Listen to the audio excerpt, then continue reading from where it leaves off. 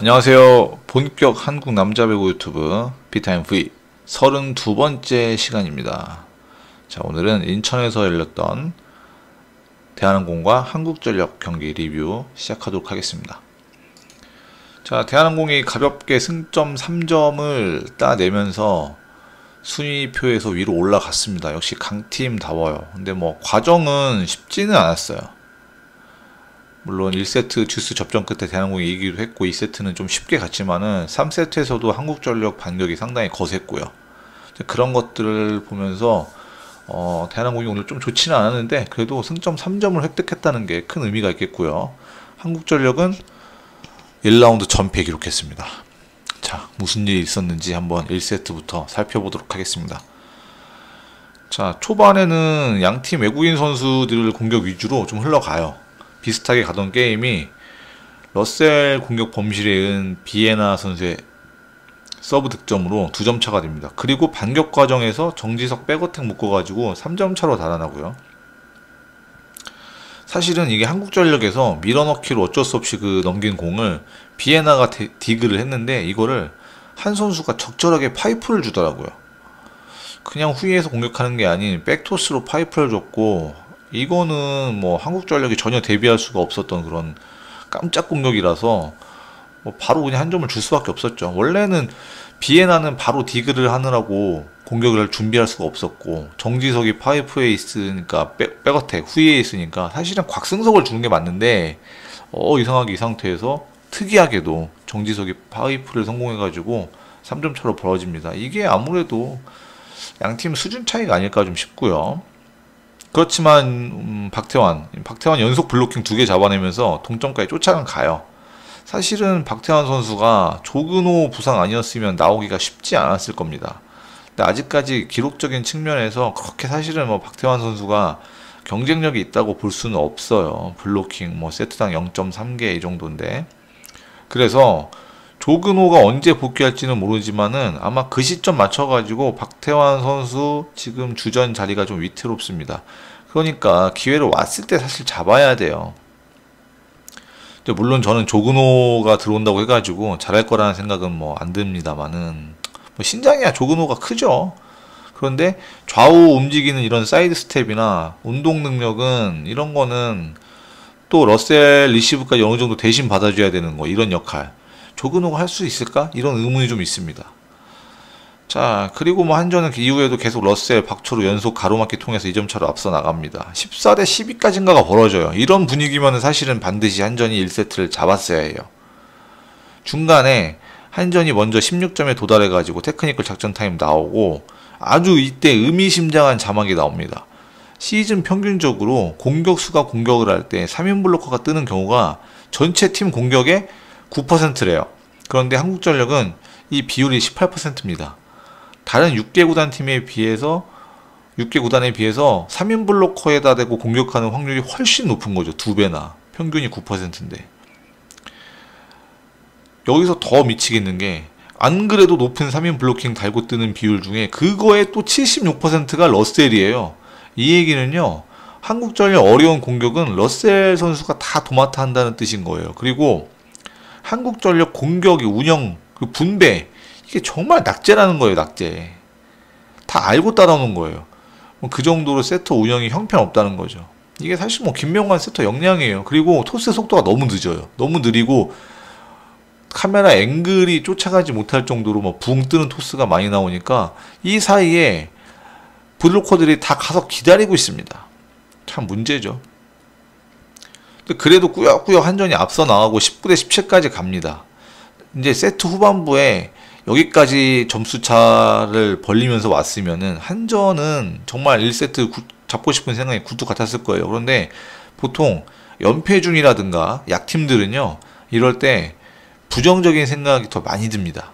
아, 이기고는 있는데 상대 제 서브 강한 거 못 받으면 어떡하지? 범실하면 안 되는데, 막 이런 생각이 더 들어요. 이길 수 있다, 해보자, 이런 게 아니라 여기서 하나만 미스하면 어떡하지? 막 이런 생각. 그래서 사실 이기고는 있고 2점 차지만은 여기서 한 점만 더 주면은 사실 좀 작전 타임을 선제적으로 빨리 불러서 선수들을 좀 다독일 필요가 있어요. 약팀들은요. 불 난 뒤에 불 끌어가면요 이미 다 타고 없습니다. 무조건 잘해야만 한다는 그런 압박이 있는 거고, 이게 결국 21대 21에서 러셀 퀵오픈 범실이 나오잖아요. 이것도 사실은 김명관 토스가 짧았어요. 영락 없이 블로킹에 걸리게 생겼으니까 러셀이 어쩔 수 없이 틀어친 거라고요, 왼쪽으로. 그런데 이게 블로킹을 피한다는 게 너무 틀어서 각도가 안 나오니까 사이드라인 밖으로 나간 거죠. 이러고 나서 장병철 감독이 작전 타임을 부르잖아요. 이게 늦은 거라는 거죠. 19대 17에서 19대 18 됐을 때 불렀어야 해요. 뭐 역전 다 되고 나서 작전 타임 부른다고 그거를 또 따라잡기가 사실 쉽지가 않지 않습니까? 또 상대는 또 대한항공이라는 강팀인데요. 그래도 또 러셀 활약으로 한국전력이 먼저 세트 포인트에 도달합니다. 정말 러셀은 기록상으로 나타나는 거 외에 정말 해주는 게 많은 선수예요. 어려운 공격 도맡아 하는 거 감안하면요, 단순히 이 선수를 기록으로만 평가해서는 안 됩니다. 그런데 안요한 서브 범실, 진짜 안요한 선수 이 경기 내내 안 좋았는데 여기서 진짜 결정적인 서브 범실 나와요. 거기다가 뻔히 보이는 러셀 백어택. 아니 파이프를 때릴 수 없는 상황에서, 죄송합니다, 속공을 때릴 수 없는 상황에서 그냥 파이프예요. 빠른 그런 공격도 아니고 후위에 있는 레프트 선수가 공격하는 그 의미 없는 백어택, 이거 연속 2개 주다가 블로킹 걸립니다. 이건요 러셀 잘못이라고 할 수가 없어요. 3인 블로킹 뚫어내는 게 어려울 뿐더러 중앙에다 주니까 각도 안 나옵니다. 또 이게 바운드가 되고 비에나한테 반격되는 그런 반격 과정에서 스파이크 두둑이 맞고 1세트가 끝나죠. 사실은 뭐 러셀이 기록이 안 좋을 거예요. 좋을 수가 없어요. 전체적으로 보면은 지금 서브만 개인이 본인 혼자서만 진짜 순수히 본인 기량으로만 할 수 있는 게 서브 에이스, 그것만 좀 지금 서브 1위로 나오잖아요 러셀이. 나머지는 너무 안 좋은데, 일단 이 선수가 리시브도 많이 받고 있잖아요. 라이트임에도 불구하고 오늘도 한 20개 정도 받은 것 같던데, 그런 과정에서 공격도 많이 해야 하고 또 안 좋은 어려운 공격을 많이 수행하다 보니까 좋은 기록이 나올 수가 없습니다. 자, 2세트 초반부터 대한항공은 러셀 공격을 블로킹으로 잡아내면서 아주 산뜻하게 출발합니다. 3대 0이 될 동안 러셀 공격이 다 막혔어요. 그런데도 계속 러셀 줍니다. 김명관 세터 진짜 문제 삼지 않을 수가 없어요. 심지어 세 번째 그 걸렸던 공격은 리시브까지 러셀이 했어요. 그런 거를 또 러셀 선수한테 올리죠. 이런 거를 진짜 가만히 두는 감독도 똑같이 저는 문제라고 봐요. 5대1이 되는 포인트도 마찬가지였어요. 러셀한테 서브 폭격, 그거 못 받아가지고 반격 허용하잖아요. 근데 라이트 선수를 레프트에 갖다 놓고 리시브가 어느 정도 될 거라고 생각한 거를 대한항공이 아주 그냥 철저히 분석하고 나와서 그 시스템을 부수는 거죠.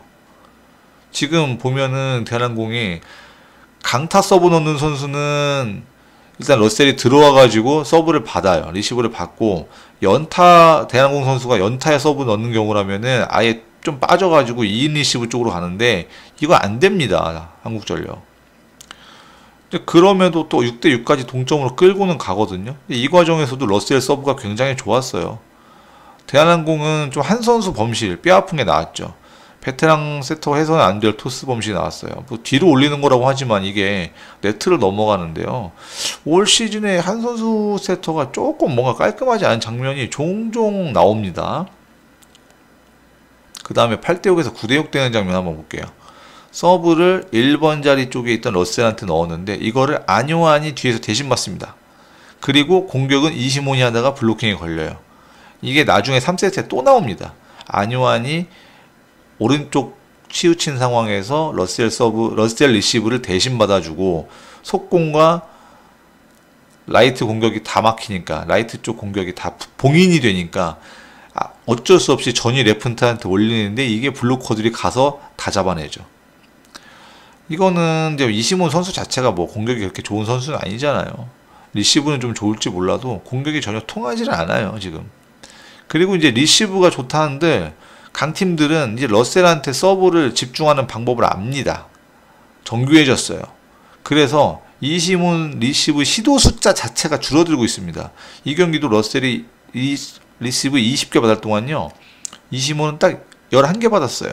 물론 이제 중간에 임성진하고 3세트에는 뭐 교체되긴 했지만요. 이게 이시몬이 받기 싫거나 피해 다녀서 이렇게 된 게 아니라요, 상대 서브가 러셀 딱 집어가지고 공격을 잘 한 거예요. 대한항공이 잘한 거죠.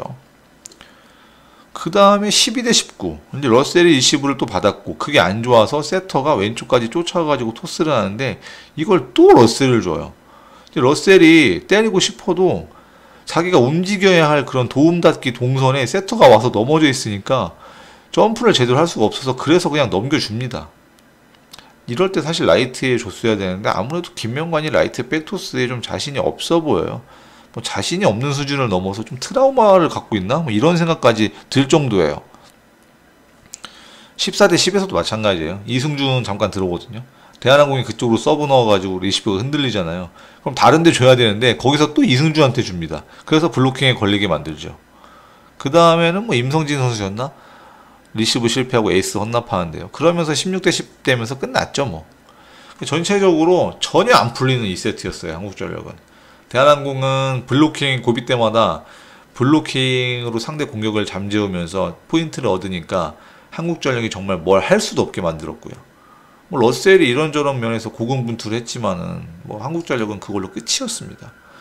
3세트에는 한전이 이시몬 대신에 임성진 선수, 그리고 박태환 대신에 박찬웅, 이 신인 드래프트에서 뽑았던 선수들 기용합니다.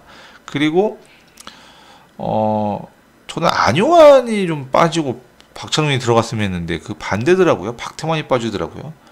그 외에도 이런 면 얘기를 좀 해야 될 것 같아요. 지난번에 이승준하고 임성진이었나요? 이 두 선수를 동시에 레프트에 기용을 하고 박철우를 뺍니다. 그리고 러셀을 라이트로 돌려가지고 그렇게 한 세트 정도 운영했던 적이 있는데 저는 사실 이거가 더 맞다고 봐요.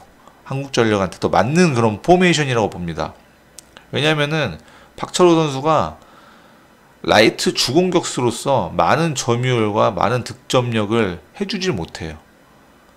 러셀이 지금 사실 리시브까지 하면서 도맡아하고 있으니까 리시브 부담 덜어주고 공격에만 집중하게 하는 게 어떠냐, 저는 이런 생각 가지고 있습니다.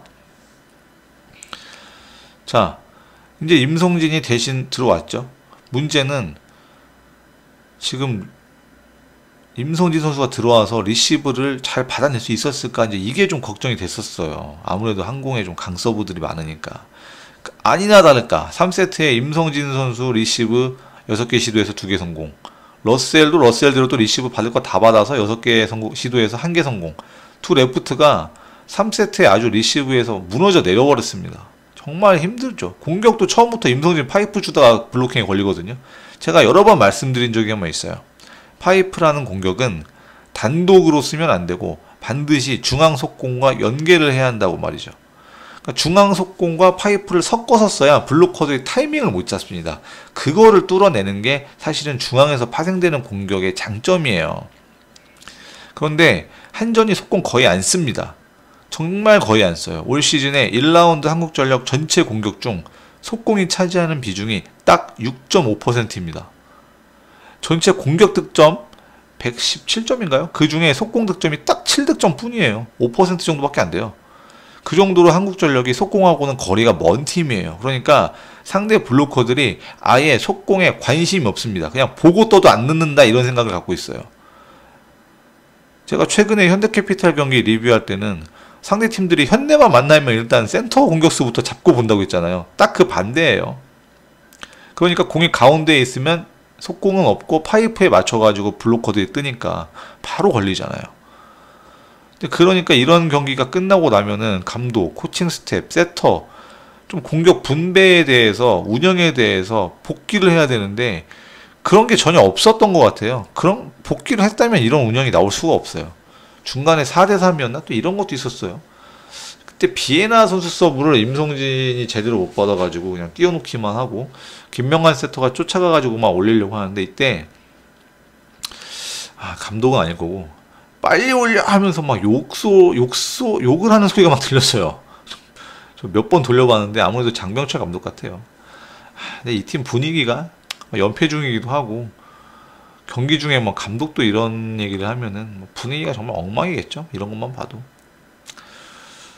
3세트에는 그래도 뭐 박철우 선수가 좀 힘을 냅니다. 5대5 되는 상황까지 뭐 공격에다가 뭐 서브도 강타되었다고 하면서 좀 그래도 좀 라이트 주공격수로서 약간 역할을 하는데 그래도 팀을 연패에서 건져내기는 역부족이었어요.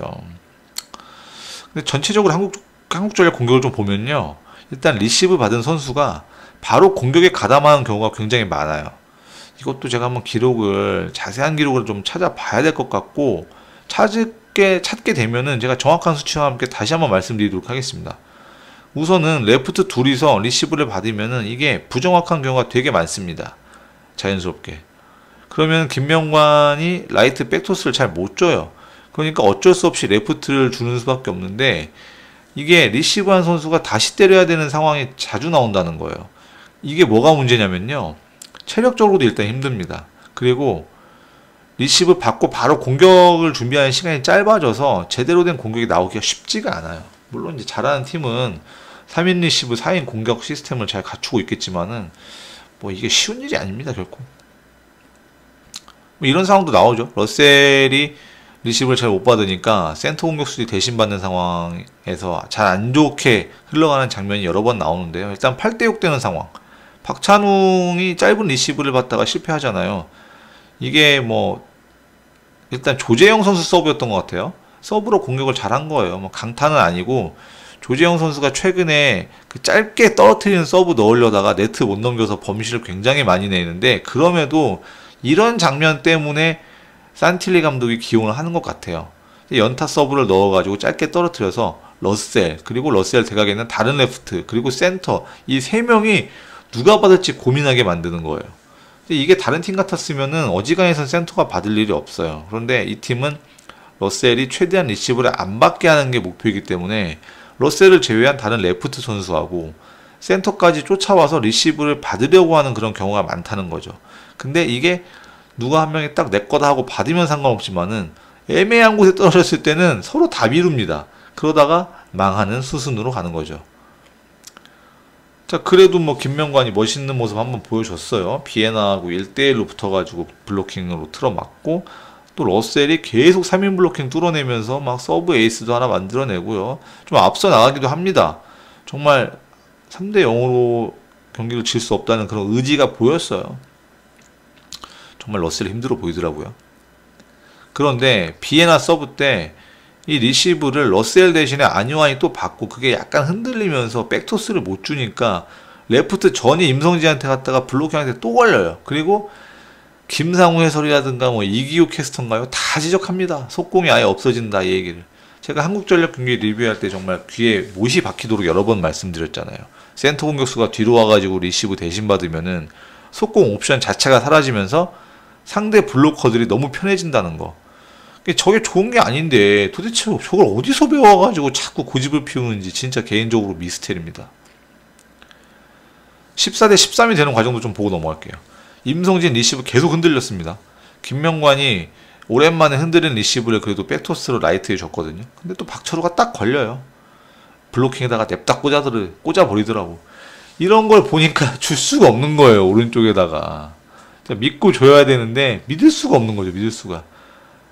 박철호도 문제죠. 물론 세트가 약간 네트에서 좀 먼 쪽으로 간 건 맞아요. 그런데 그걸 그렇다고 이렇게 블로킹에 확 걸려버리나? 공격을 많이 한 것도 아니었는데. 전체적으로 세터 라이트 다 문제예요. 근데 이 시스템, 누가 이 시스템을 구상하고 꺼내 들었냐는 겁니다. 감독이잖아요, 결국. 16대 16에서 박찬웅이 또 리시브 대신 받다 사단나는 거 나오죠. 신인인데 언제 박찬웅이 이런 거 해봤겠어요? 어려웠죠. 그래도 또 막 러셀이 자기 서브 타임 때 리그 서브 1위의 위용을 보이며 서브 에이스 만들고 22대 20까지 또 벌립니다. 진짜 한 세트 딸 수 있는 찬스 만들었어요. 근데 여기서부터 한번 잘 보겠습니다. 러셀이 또 강서브를 넣어서 상대 리시브를 흔들었어요. 이게 네트 타고 넘어오는데요. 안유환이 다이렉트로 처리를 잘 못해요. 그러니까 이게 또 살짝 넘어가가지고 비에나한테 반격을 허용하죠. 진짜 항저원 입장에서는 너무 아쉬운 그런 부분이었어요. 반대로 대한항공 입장에서는 23대 20으로 세트 빼앗길 수 있는 그런 점수차로 벌어지지 않고 22대 21 한 점 차로 쫓아갈 수 있었다는 거, 참 그런 희비가 엇갈리는 장면이었죠. 그 다음에는 또 공격을 박철우한테 줬다가 블로킹 당해가지고 동점이 되죠. 이때 아마 곽승석 선수한테 걸렸을 거예요. 곽승석 선수가 블로킹 높이가 높은 선수가 아닌데. 그러다가 또 박철호가 공격 범실도 냈을 겁니다. 근데 이게 전체적으로 정말 안 풀리는 못하는 팀의 전형적인 모습이에요. 이기고 있는 상황에서 잘 된 공격인데도 크게 또 하필 수비수 손에 걸려서 디그가 되고 한 경기에 한 번 나오기도 힘든 범실로 막 점수 내주고, 그러다가 상대한테 결정적인 상황에서 쫓아가야 되는 타이밍, 그때 블로킹이나 서브 에이스 두드러 맞고 망하는 거죠. 진짜 뭐 장병철 감독이 그 박철우 선수 범실에 대해서 뭐 항의도 하고 뭐 정식으로 뭐 제소하겠다 이런 식으로 얘기하는데 모르겠습니다. 뭐 되겠습니까 그게? 이 경기는 정말 한전이 안 풀리는 것도 있었고요. 경기 운영 방식, 레프트 선수한테, 외국인 선수한테 많은 걸 몰아주고 리시브도 하게 하고, 또 레프트 백어택, 센터 두 명이 뒤로 와가지고 리시브 대신 받는 거, 막 이런 것들을 얼핏 보기에는 좀 신선해 보이고 대단해 보일 수도 있겠지만요. 사실 제가 보기에 이런 것들은요, 감독 머릿속에서만 가능한 전략이에요. 그리고 선수들이 그거를 코트 안에서 제대로 만들어내질 못합니다. 그러니까 리시브 흔들리고 안 나와야 될 범실이 자꾸 나와요. 그리고 작전 타임 때 자꾸 이런 걸 지적을 해야 됩니다. 선수들 입장에서도 미칠 거예요. 진짜 미치고 팔짝줄 노르시지 진짜. 그리고 세터 운영 문제. 김명관이 전체 이날 71개를 세팅을 했습니다. 공격 토스를요. 그 중에 3인 블로킹이 따라붙는 게 21개, 2인 블로킹이 따라붙는 게 43개, 43개. 합쳐가지고 64개예요. 사실상 90%의 투블럭 이상이 따라붙었다는 얘기예요. 블로킹 빼주는 능력도 물론 세트 능력 중 하나지만은 김명관은 이 부분에서 완전히 낙제점이었던 겁니다. 반면에 대한항공은 위험한 타이밍이 물론 여러 번 있었습니다. 비에나 정지석 오늘 공격 모두 효율 썩 좋지 않았어요. 그럼에도 한전 상대로 승점 3점 깔끔하게 가져왔고요. 위기에 있을 때 오히려 한 선수가 좀 번뜩이는 그런 운영을 보여주면서 상대 블로커를 따돌렸던 점이 정말 중요한 점수가 필요할 때 그 점수를 따올 수 있었던 거, 정말 강팀의 면모라고 볼 수 있었겠죠. 이런 것 때문에 어려운 그런 경기였지만 승점 3점을 가져올 수 있었다, 이렇게 볼 수가 있겠습니다. 자, 비타민 V 32번째 시간 여기서 마치도록 하겠습니다. 감사합니다.